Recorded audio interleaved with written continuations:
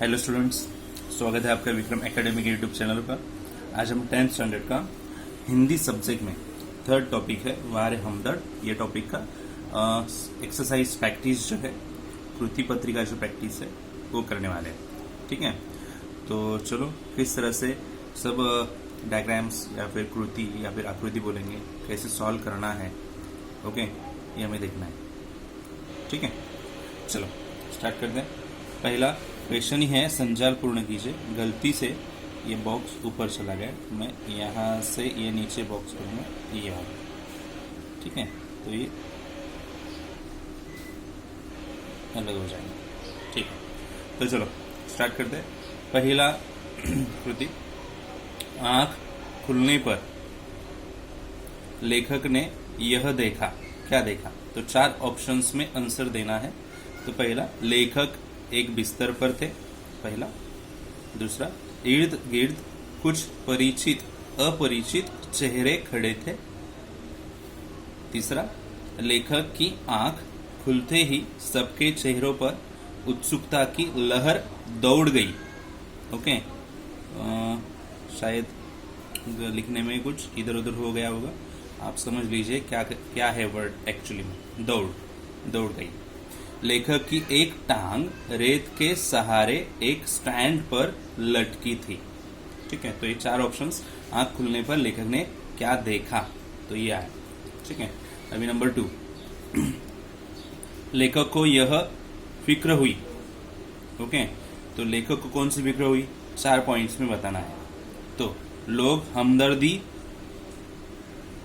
जताने मुझसे मिलने आएंगे, इसकी फिक्र हुई। लेखक को आराम हराम हो जाएगा, लेखक का आराम हराम हो जाएगा। प्राइवेट वार्ड में मिलने वाले कभी भी आ जाएंगे, मिलने के नाम पर तकलीफ देंगे।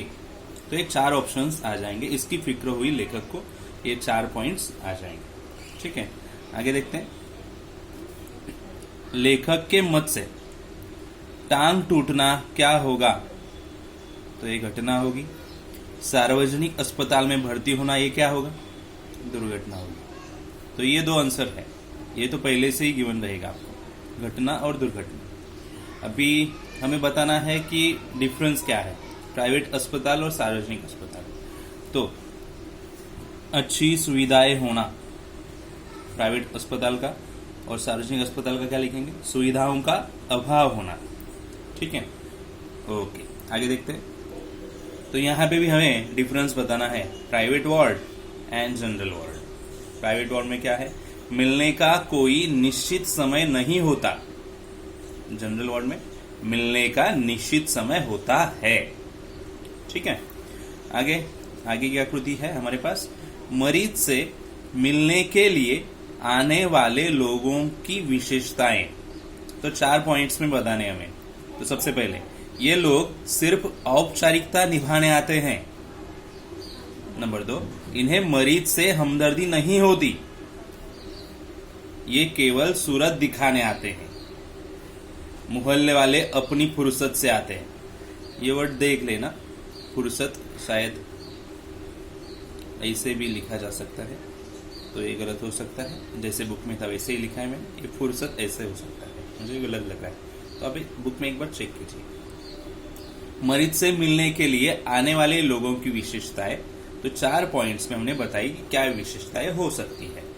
ठीक है, आगे की आकृति, अस्पताल में आए सोनाबाई के बच्चों की शरारतें 4 पॉइंट्स में हमें बतानी है। एक बच्चा कुर्सी पर चढ़ गया, दूसरा बच्चा मेज पर चढ़ गया। छोटी लड़की दवा की शीशी लेकर कथकली डांस करने लगी। एक लड़का टांग के साथ लटकी थैली पर बॉक्सिंग की प्रैक्टिस करने लगा। तो बच्चों की शरारतें हमें 4 पॉइंट्स में बतानी थी, तो ये इस तरह से आएगी।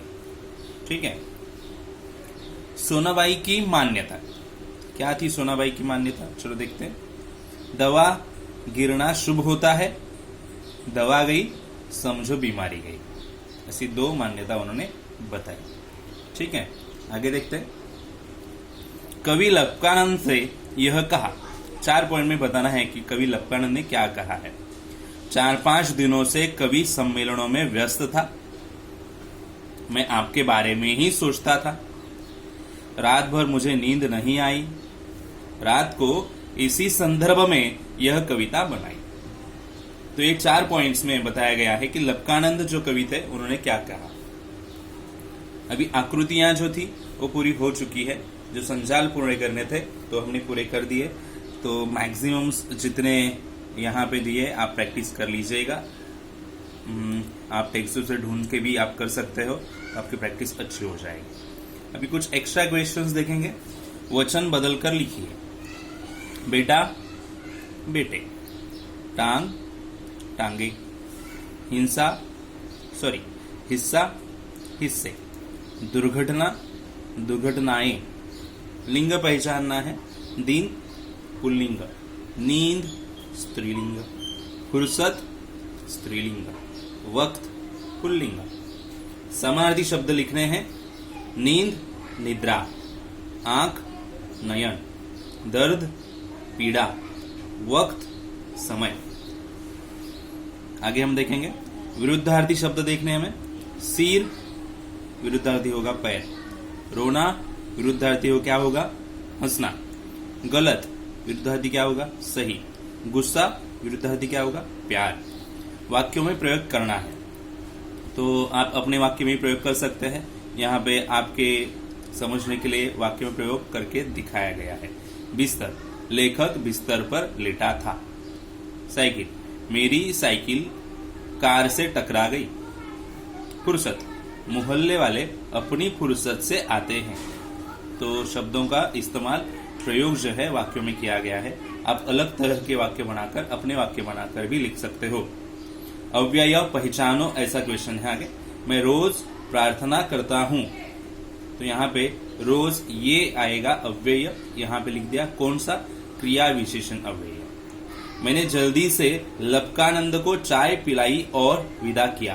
तो यहाँ पे और आएगा और ये समुच्चय बोधक अव्यय होगा। ठीक है, ओके। दर्द के मारे मैं चीख पड़ा। यहाँ पे कौन सा अव्यय आएगा? के मारे। ठीक है, कौन सा? संबंध सूचक अव्यय कहेंगे। भी वाक्यों में से सहायक क्रियाएं छांट कर लिखिए, ऐसा कहा है। अस्पताल का ख्याल आते ही मैं कांप उठा। तो उठा ये सहायक क्रिया है। कांपना ये मेन क्रिया है। उसके साथ साथ उठा ये सहायक क्रिया होगी। तो उठा यानी उठना ऐसे बोल सकते हैं। कोई भी आए मैं चुपचाप पड़ा रहूंगा। तो पढ़ना ये मेन क्रिया होगी। रहूंगा ये सहायक होगी। तो रहूंगा यानी रहना। बच्चे खेलने लगे। खेलना ये मेन क्रिया है। लगे ये सहायक क्रिया है। तो लगे लगना। ठीक है, तो सहायक क्रिया पहचान कर लिखनी थी। और अभी आखिरी क्वेश्चन आपके सामने। प्रथम प्रेरणार्थक रूप और द्वितीय प्रेरणार्थक रूप आपको लिखना है। क्रिया यहाँ पे दी है। तो मानना, मनाना, मनवाना। तो ये प्रथम प्रेरणार्थक, ये द्वितीय प्रेरणार्थक। लिखना, लिखाना, लिखवाना। ये प्रथम प्रेरणार्थक लिखना का लिखाना रहेगा और द्वितीय प्रेरणार्थक क्या रहेगा? लिखवाना। जलना, जलना, जलवाना। ओके, तो ये रहेंगे प्रथम प्रेरणार्थक रूप और द्वितीय प्रेरणार्थक रूप। इस तरह के क्वेश्चंस आपको आ सकते हैं। तो यहाँ पे आकृतियां और अलग जो छोटे छोटे क्वेश्चंस है हमने देखे यहाँ पे प्रैक्टिस के लिए आपके। तो आप भी इसकी प्रैक्टिस कीजिएगा। तो आपको ढूंढने में, पैसेज में ढूंढने में और याद आने में आसानी रहेगी। ठीक है, तो चलो आज के वीडियो में इतना ही। अभी मिलेंगे नेक्स्ट वीडियो में नए लेसन के प्रैक्टिस के साथ। ठीक है, गुड बाय, टेक केयर।